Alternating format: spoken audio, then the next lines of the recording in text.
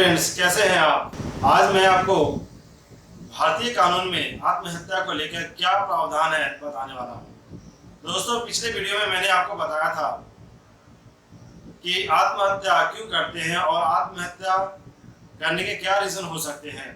ऐसे कौन से बाहरी लक्षण हैं जिसको देखकर एक कोशिश करी जा सकती है जिससे आत्महत्या को रोका जा सके। ये तो सुसाइड करने का कारण हर सुसाइड करने वाले के लिए अलग अलग होता है, लेकिन सुसाइड करने वाला अगर किसी से परेशान होकर सुसाइड करता है या उसे सुसाइड करने के लिए बाध्य करी जाती है, मजबूर करी जाती है, तो ये भारतीय कानून में इसे अपराध माना गया है। आत्महत्या करने के लिए उकसाने पर भारतीय कानून बहुत ही सख्त है।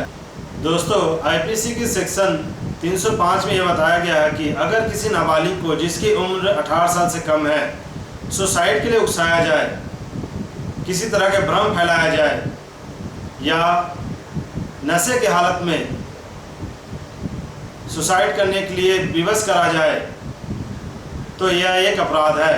ऐसे अपराध करने पर अपराध करने वाले को मृत्युदंड, आजीवन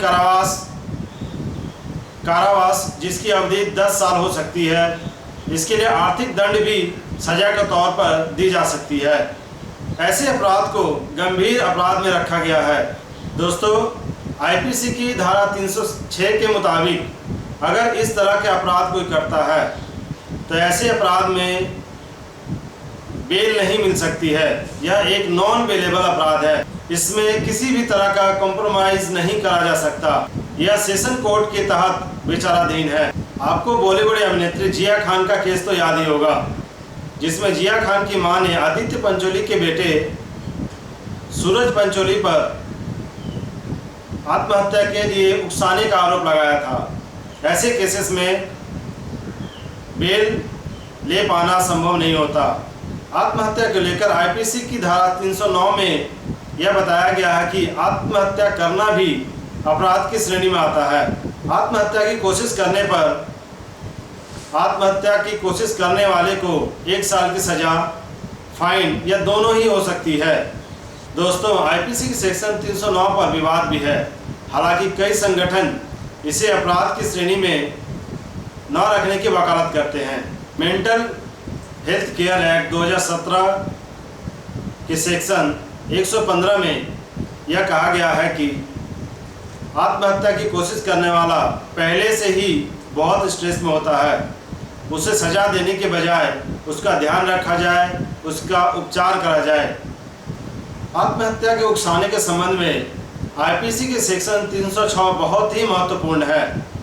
दोस्तों, आईपीसी की सेक्शन 306 के बारे में यह भी जानकारी जरूरी है कि अगर ऐसे केसेस सामने आते हैं और आत्महत्या के उकसाने का आरोप 6 महीने या 1 साल के बाद करा जाता है, तो ऐसे केसेस को सेक्शन 306 के बाहर ही रखी जाती है। सुप्रीम कोर्ट के न्यायमूर्ति एल नागेश्वर राव और न्यायमूर्ति MR शाह ने एक बहुत ही महत्वपूर्ण कमेंट करते हुए कहा है कि अगर सुसाइड की घटना होती है और उसका अपराधी जिसने कि सुसाइड के लिए उकसाया है सक्रिय हो और इसकी समय सीमा बहुत कम हो, तभी इसे धारा 306 के अंतर्गत रखी जा सकती है।